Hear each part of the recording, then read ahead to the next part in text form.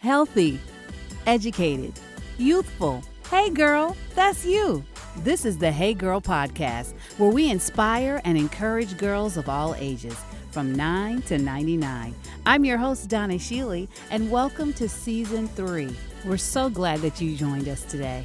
Please make sure that you subscribe and let everybody know about the Hey Girl podcast. Now let's get into it. Now, before we get into this episode of the Hey Girl podcast, I want you to know that there may be a little technical issues here and there. You know how technology is. This week's guest, Kaija, Langley, and I did our interview over Zoom.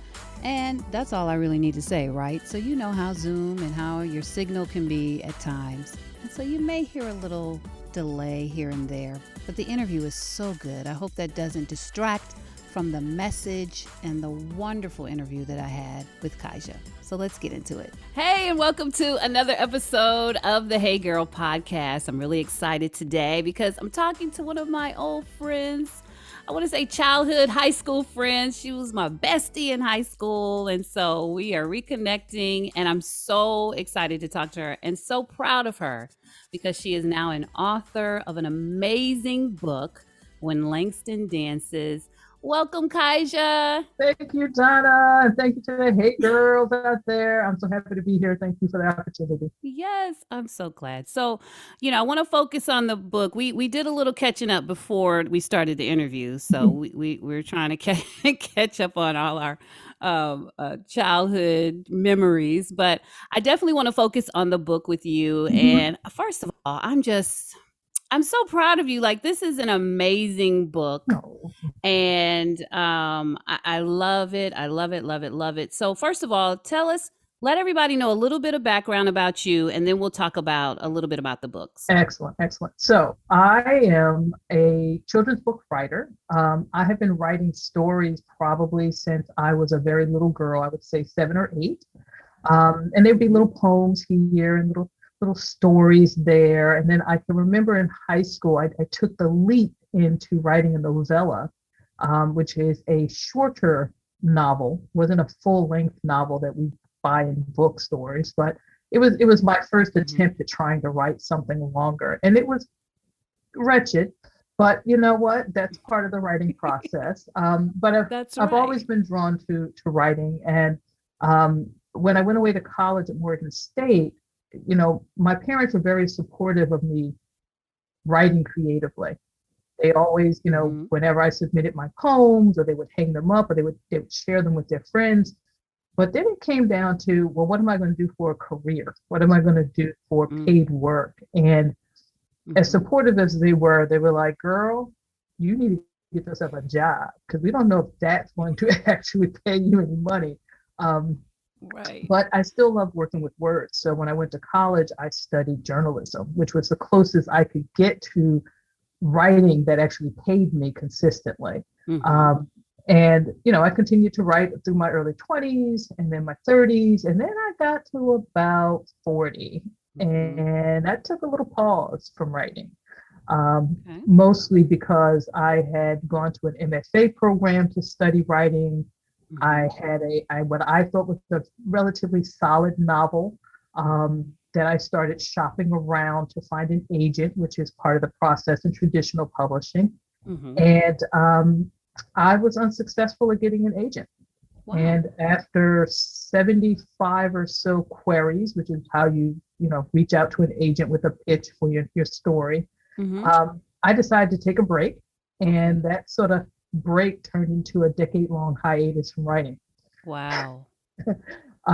So, writing journeys take a lot of different twists and turns. They are not linear by any way or shape. And certainly mine wasn't. But, for a person who started out very young and very clear about what I wanted to do when I grew up, I'm happy to say that I've sort of returned to it. And it's the second time around has gone much better than the first time. Well, good. Yes, indeed. I would say that. So during this 10-year hiatus, what was your emotion? I mean, did you just totally kind of just push writing to the side? Were you kind of pouting? What was the mood during this decade? Were you like, you know what, forget y'all? What were you kind of feeling during that time? A little bit. That was a little bit of the mood. It was sort of licking my wounds. It was like, Yeah. oh wow, I followed the rules. I did everything that all they tell you to do, and Yeah. it didn't quite work out the way I thought it was going to work out. So it initially started where I sort of stopped writing. So I had a story in mind, but I didn't start writing it because I felt so strongly, well, if I couldn't sell the one that I'd already written, Mm. why would I really start a new one? So Ah, I sort of slowly eased away from writing and okay. started focusing more on work. Um, and then the second iteration of that was that I stopped going to bookstores. I Mm. couldn't go to bookstores anymore. I couldn't go browsing through Barnes and Nobles. And I was a pretty voracious reader growing up. And, Yeah. well into my adulthood, like I loved reading books, fiction, nonfiction, history, Mm-hmm. everything. Mm-hmm. But I stopped going to bookstores because I couldn't even bear to be around books. I couldn't pick up something without saying, well, how did this get published? Right. And that's a reality. I mean, writing is Yes. such a personal and It is. solitary and long process that Yes. it is so easy, unfortunately, to compare yourself to other people, other Mm-hmm. writers, other projects, and you Mm-hmm. think, well, if they got this published, how come I couldn't get mine published? Right. Um, Right. and so, that's a bit on the petty side, but it's real. No. That's a reality. And so it took probably about 6 years in, Mm-hmm. even though I was focusing on work, I was becoming a bit miserable. Mm. And both my spouse and a colleague of mine took me out to lunch and they were like, you're miserable. Why are you so miserable? What is wrong? What do you need? Do you need a new Right. job? Do you need it? Whatever. And it turned out that my spouse was like, well, Kaija needs to write. She needs to get back to writing. And Mm. that was my slow progress back to writing. But Yeah. even so, when I came back, when I left writing, I was writing short stories and adult novels. And when I came back to writing, that story that I didn't want to write the Mm-hmm. decade before um, was a story about a woman, what I thought was a woman who was thinking about her summer when she was 12. So it would have Okay. been an adult novel told in retrospective. Okay. And it occurred to me at the time because I'd started going back to bookstores. I started going back to, author readings, which again, I had cut myself off altogether. Right. And we'd gone to an author reading for a woman who had just won the National Book Award. Her name was Jacqueline Woodson. Mm-hmm. She wrote a book called Brown Girl Dreaming, but it Okay. was a middle grade book. And I had no idea there was such a thing as a middle grade book. Like I Mm. can remember growing up reading sort of Judy Blume, Yeah. and Yeah. everybody sort of had that kind of like children's reading, so to speak. Yes. But I had no idea there was really a category of work that was primarily and exclusively for children. Yeah. Aside from picture books and Right. Harry Potter. Right. So there's a whole wide spectrum in between. Um, and so after seeing Jacqueline Woodson do this reading, Mm-hmm. we were sitting in an auditorium with something like 500 middle grade kids, all with a copy of her book in their hands. And as Mm-hmm. she was reading from the stage, they were reading along with her word by word. Yes. And there was just something about that energy and that vibe that I had already had a story in mind and I was already starting to work it out mentally, Mm-hmm. that it clicked like, no, no, no, no. That book I thought I was going to write as an adult is actually a children's book. It's Wow. actually a child who's 12 now telling that story. Um, That's awesome. and that's when things started to shift. Not Mm-hmm. only did I start to get back to writing, but I started to get some momentum in the writing world Mm-hmm. because I was writing for a different audience. Yes. So that's been a lot of fun. Wow, that's what a great story. Oh my goodness. I did not know that. So that's pretty awesome. And I was a middle school teacher for several years, so I'm Mm. familiar with Jacqueline Woodson's. That is amazing that you saw that transition and by seeing her and seeing the students that you were like, "Okay, wait a minute. I was looking at this wrong. I could do this for middle school and for children. I could be a children's writer." And also, I feel like there was a lesson in that Mhm. sometimes we get stuck on one thing. We think that's it. That's all, and if I can't do this, then I can't do it at all. But you're telling us that, you know Mhm. what? No, Yes. that's not necessarily the case. I was able to shift and make that shift and go into the children's writing realm. So I think that's pretty huge. Okay, so what happened from there? Did you end up writing this novel of about the I 12 did. year I, old? I ended up writing that novel about the 12-year-old, and a number of things happened. I will say this: writing for adults. When you go to see a writer that you admire do a reading as an adult, say you go to see, my favorite writers were like Alice Walker and Toni Mm-hmm. Morrison and, Mm-hmm. these sort of luminaries, and, Yes. Maya Angelou. Yeah. Um, but I can guarantee you, if they were signing books, Mm-hmm. you were really fortunate if you got it personalized Mm-hmm. and you actually you had the opportunity to have an authentic conversation with them, Right. because Right. adult writers are very conscientious about their time and their boundaries, which makes sense because many of us Mm-hmm. writers, myself included, are working other jobs. Newsflash, unless you are at a certain level as a writer, you are not Right. making your sole income from writing. That is just a Hmm. fact, whether you're That's writing just for how it is. children or whether you're writing for Mm-hmm. adults. Um, Right. so, what I realized when I started writing for children was, one, I had to take a class. Even though I had a whole MFA for writing fiction for adults, writing for children is a very different beast because you really Okay. need to sort of tap into that childlike wonder in self That's right. and struggle that you had for whatever age you're writing, Mm-hmm. but you can't be pedantic about it. You can't talk down to the kids. You have Mm-hmm. to sort of meet them where they are. Right. And the truth of the matter is that, when I was a kid, we didn't have cell phones or social media and the internet and any of that. Mm-hmm. But what we did have, we had drama. We Yeah. had, being the kid that was left out. We had, feeling like we didn't belong. We Yep. had, so the emotional terrain of childhood hasn't changed, That's right. Mm-hmm. That's right. although the world around us has changed considerably. Mm-hmm. Yeah. So being able to tap into that and write from that place without, again, trying to be a teacher, without trying to give them lessons about life, Mm-hmm. it's a very challenging thing to do. Yes. And it's a skill that you have to learn.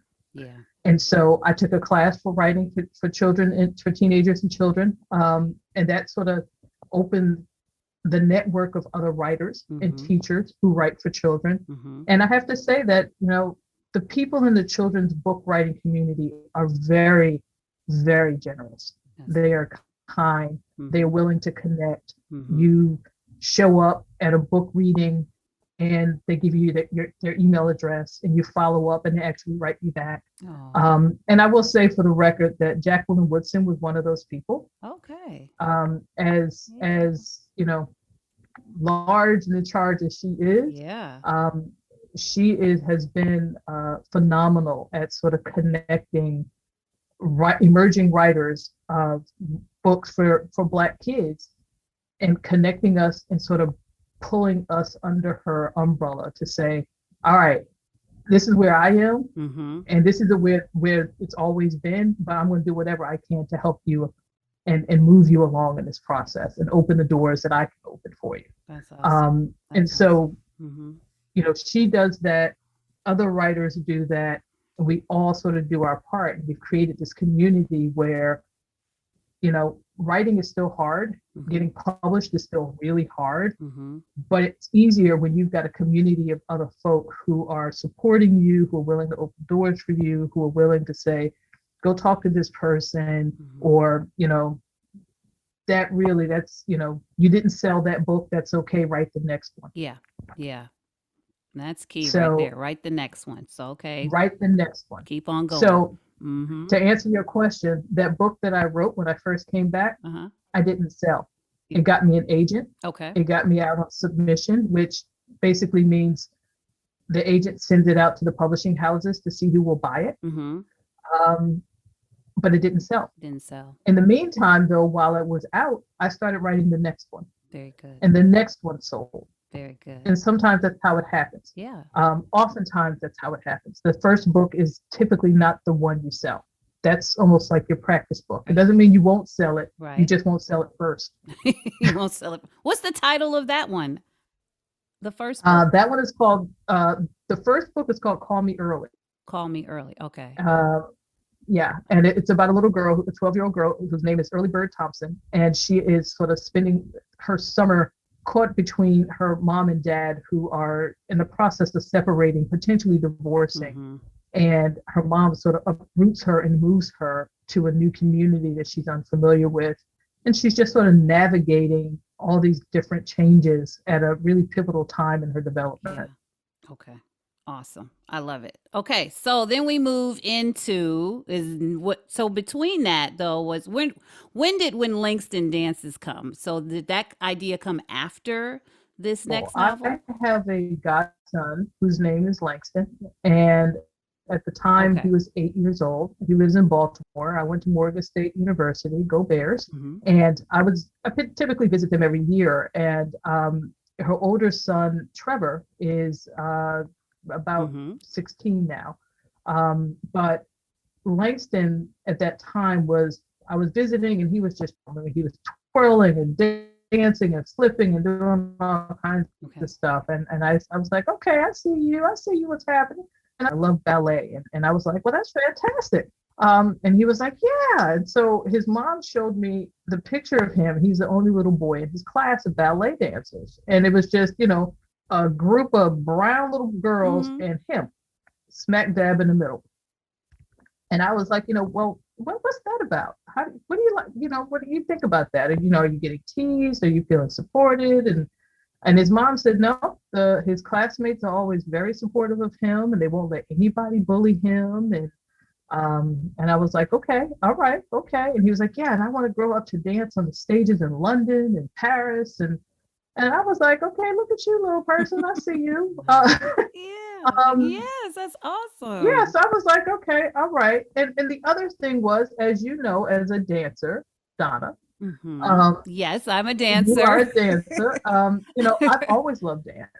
And, my mother Yes. used to take me to Alvin Ailey Dance Company to see Yes, performances. that's right. And there's a That's right. place out in Western Mass called Jacob's Pillow, which is a Yes. summer dance festival, internationally Mm-hmm. renowned, where dancers from all over the world come to Yes. put on dance performances. And it sort of coincided that I had just seen Langston in Baltimore.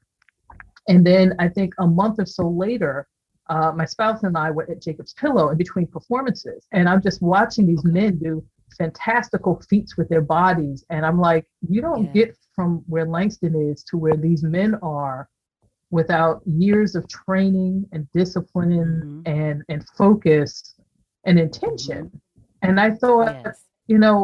if seeing Langston sort of sparked the idea of the story, seeing these dancers at Jacob's Pillow sort of lit the fire. It was like, wow. Yeah. So in Yeah. between performances, I literally started writing When Langston Dances. Oh my And it went goodness. through a lot of different formats. It started off in rhyme, it changed a bunch of different times.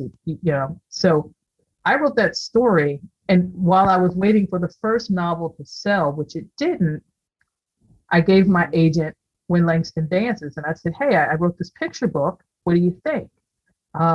And so she went out with the picture book, and that was the one that sold first. So you couldn't have paid me to tell you that, my very first book was going to be a picture book. But Yeah. I'm thrilled about it. Langston loves it. And Oh. I didn't illustrate it because I can't draw, but I did choose the illustrator. I made my voice known about who I'd like to illustrate it. Yes. But I will say that when you do picture books, typically the writer and the illustrator have no contact with each other during the process.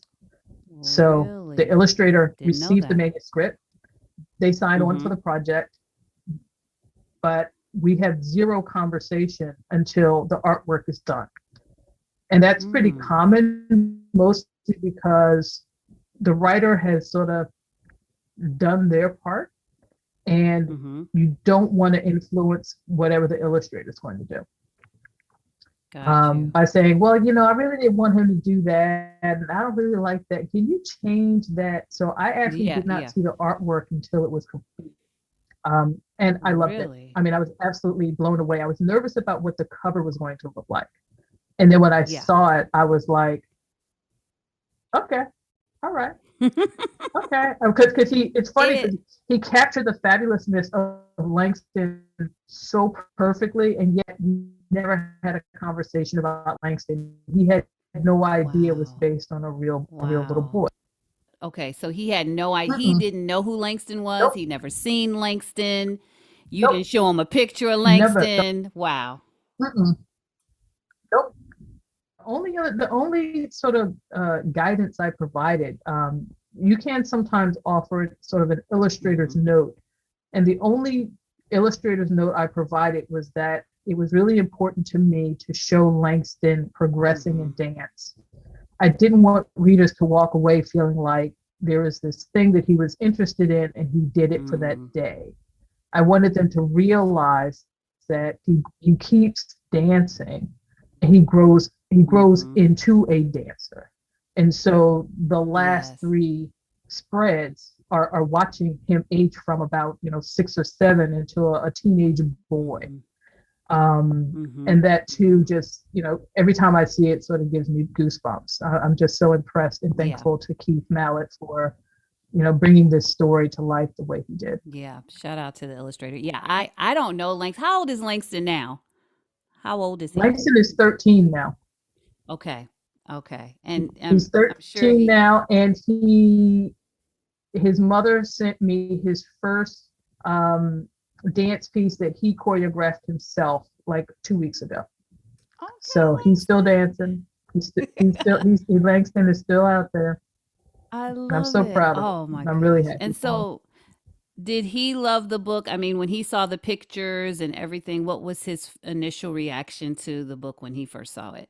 He and the family came to visit us this summer, and I had a dummy of the book. I didn't have the actual book yet because it didn't come out to September. And he sat down with it. He flipped through it very slowly. He read it very slowly, and at the end, he just smiled and he was like, "This is awesome." Of Oh. course, his older brother Trevor was like, "Where's my book?" The book is about dance and basketball.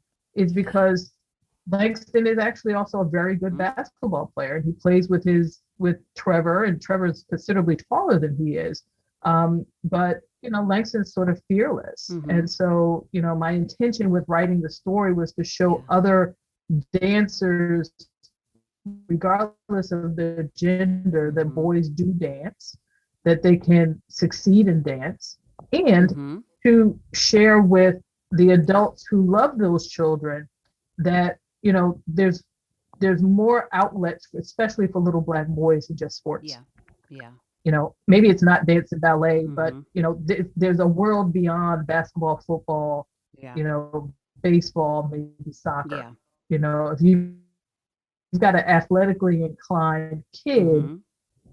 don't just automatically put them in That's sports. right. There are other outlets for them, Mhm. and dance is one of them. Yeah. Oh my goodness. Well, I do want to just add that the illustrations are absolutely beautiful. I it gave me goosebumps too when I read the book. I was like, "Oh my gosh, this is so well done." And as a dancer, just to see the ballet positions of the feet and the way he is positioned, I'm like, "Okay, yeah, like he's really dancing. Like this is not, this is real. This is real. This is some real stuff." So, no, it's absolutely beautiful and very well done. And shout out to your illustrator and shout out to you for even just, following through with that thought and writing that book. I think it's beautiful. And so I'm sure you have some stories. Maybe there's some young men who have reached out to you and were inspired or told you that, yes, this book was just for me. I'm sure. Do you have a story about that? Some young boys who've been inspired by it?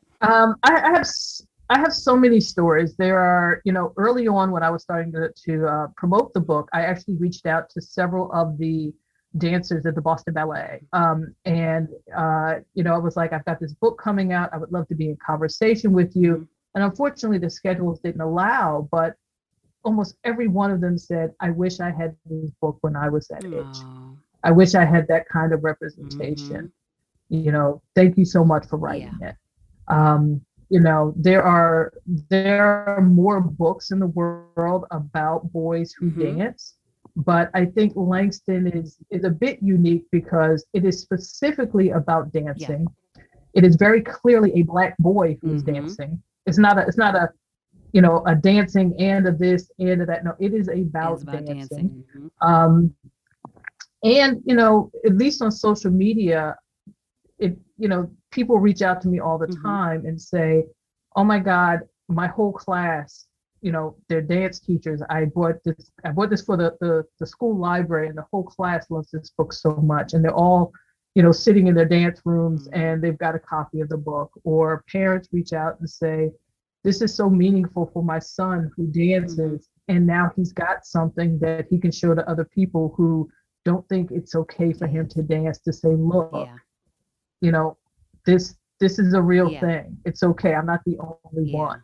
Because it can be so siloing, it can be a vacuum thing. If you're the only one in your Yeah. class, or you're in a school someplace in the middle of America and you're the only boy who wants to Mm-hmm. dance, that's rough. Yeah. For sure. That's rough for the kid. That's rough for the parent who's like, do I let my child do that? Is that going to be okay? Am I putting my child in harm's way? Exactly. We need to have these sort of conversations Yes. that allow children to express themselves in the ways that feel the most comfortable for them Yes. without sort of putting our sort of limitations on Mm-hmm. them. Yeah. Oh Yeah. man. So, Oh, beautiful. It's so beautiful. And we'll have some links in the show notes so you guys can see. I love there's a video of you reading the book, Kaija. I love that one. That's the one that I watched and I said, "Oh, this is so great to just see the author reading it and to have the pictures there." So I thought that was really good. I'll link that in there. But, also mhm. congratulations on being nominated for NAACP Image Award for Outstanding Literary Cool. Work for Children. Huge. I mean, that I was just like, oh my gosh, this is not only does she have a book out, which is inspiring and amazing, like you're inspiring me to write and to do things, but then to get nominated, I'm like, and wait a minute, guys, she was in like the category. She was in the category with Misty Copeland, Amanda Yeah. Gorman, Right. Stacey Abrams. I'm like, Mhm. what? Oh my Right. goodness. Stacey What? So Abrams. when you got the news about that, what was that like? Oh, that news was huge. And it Uh-huh. was ironic because sometimes things happen while I'm working. And, I'm not Mm-hmm. always sort of focused on my author stuff and my social media because I'm at work. Yeah. But every now and again, I'll just, in between Zooms, I'll quickly look at something. And I got an email from my editor for my next book who was like, "Congratulations on the NAACP nod." And I was like, "What? What are you talking about?" Huh? So then I had to Google it because I was like, I gotta go to NAACP. I gotta figure out what she's talking about. And then when I saw it, my breath was taken away because I was like, "Oh my God, the book's been nominated." That was one, but then two was like, and the company that it's in is just mind blowing. And Oh. so, Oh there was my there goodness. were I won't lie, there was lots of champagne that night because quite honestly, it didn't make a difference to me whether or not I ultimately was the winner of the category. It was Oh just being yeah. nominated and to be in that company just, meant the world to me. Yes. And, Misty has done so phenomenally well at promoting Black women in ballet. Mm-hmm. And, but to have a book about a young Black boy in this Mm-hmm. this otherwise very esteemed group of very well known people, um, Yeah. felt pretty amazing, I have to say, and I was I, very grateful. I'm sure. I'm sure. I mean that that people say, "Oh, it felt good to be nominated." I'm sure that it really did because that is huge and you come from not having your first work published at all, taking a hiatus for 10 years and then you come back and then the book that you come back with is nominated for an NAACP Image Award. I think that is just an amazing story in itself. So, congratulations. That's pretty huge. And it's an amazing Thank you, book. thank you, And thank you. I recommend everyone to get this book. I mean, for it's just not for kids. I think it's for everyone. If you No, love dance, if it's for it, everyone, it is right? And I think for everyone. And, I just also want to say that it was important to me to not only represent a little Black boy who likes dance, but to represent a Black child, regardless of the activity, in a joyful way. mhm. There is no Yes. mistaking, as Yeah. Black people in America, we got as we would say in the South, we got a rough road to hoe. Yes. But, we have our challenges, absolutely. And we also have our joyful moments. Yes. Uh-huh.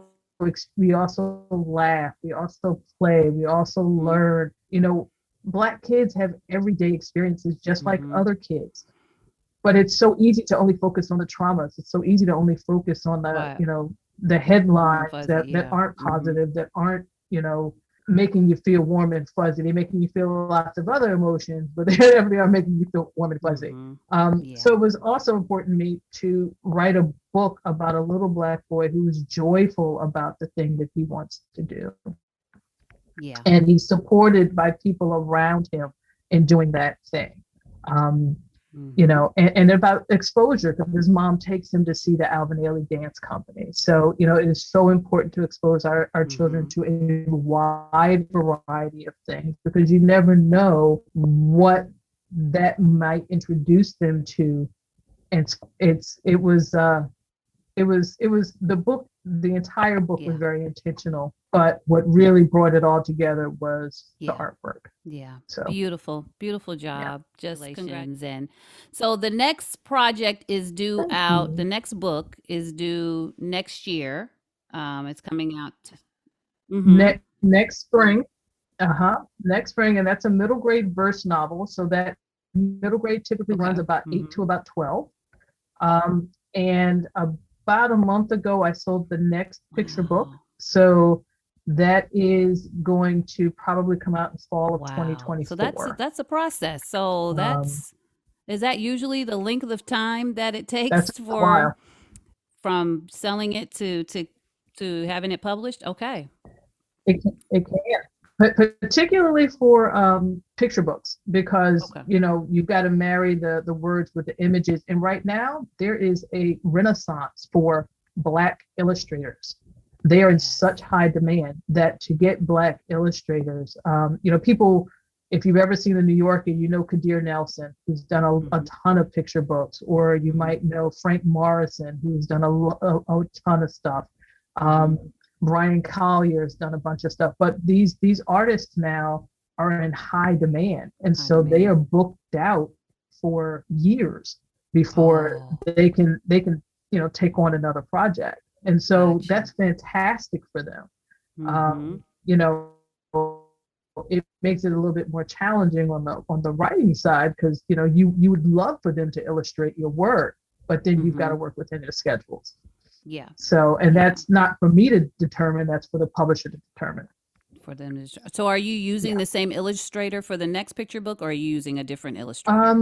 I've got a list of illustrators. Mhm. I would love it if Keith would sign on for this one as well. But again, it depends on his schedule. Illustrator, I don't, sign them. I don't create their contracts. We have two separate contracts. Um, Got you. I won't know who the illustrator is going to be probably for another few months. Okay. Okay. Got it. But See? I have no doubt it'll be wonderful. Yes. Whoever it is, it's going to be amazing. It's going to be amazing. So, are you at liberty to give us a little tease or tell us a little what it's going to be Yeah, about? yeah, yeah, sure. So that one is called, tentatively, and titles can change. Oh, okay. Okay. That one's called A Century for Caroline, and it is about a little girl named Jasmine who meets her great grandmother for the first time on her 100th Oh, birthday. wow. And yeah, Jasmine is super psyched to meet her great grand for the first time, and she's got a really important question to ask her. And the answer that her great grand gives her is not the answer she's expecting.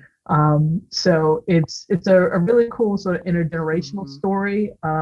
And it also, I've got long genes Mhm. in my family. So, I've got two aunts who are lived to 100. My great grandmother was 96 when I first met her. Wow.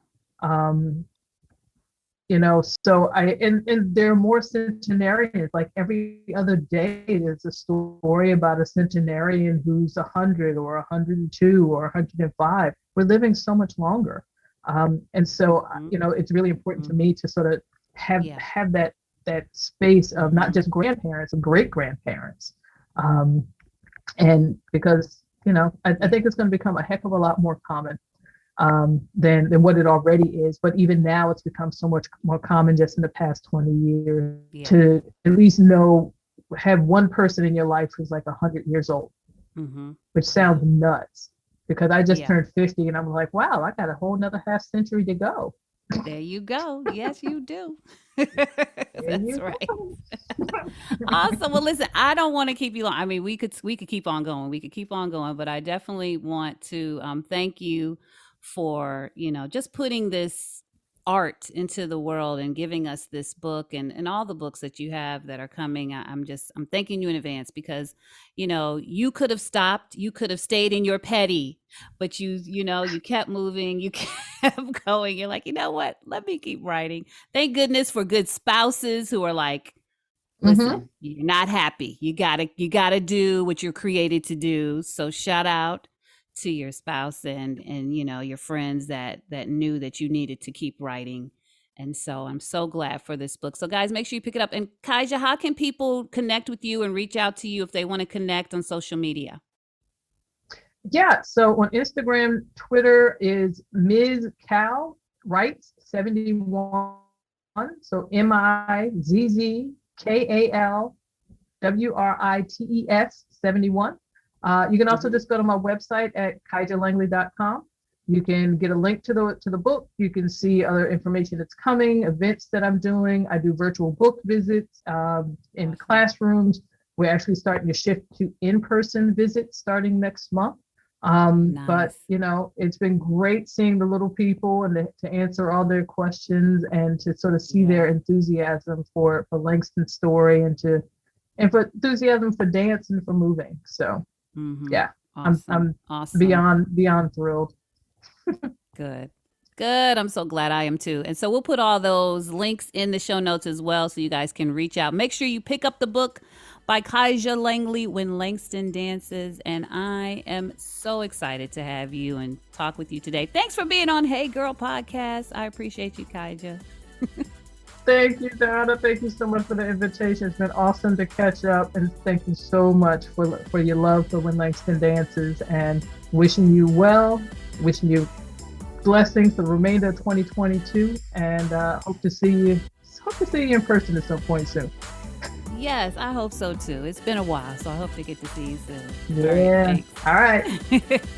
Thanks again for listening to the Hey Girl Podcast. If you want more information about my guest and about today's show, please make sure you check out the show notes. And please make sure you follow us on Instagram and Facebook. And of course, subscribe and share this episode with someone that you think would enjoy. Thanks again for listening. And until next time, hey girl, you got this.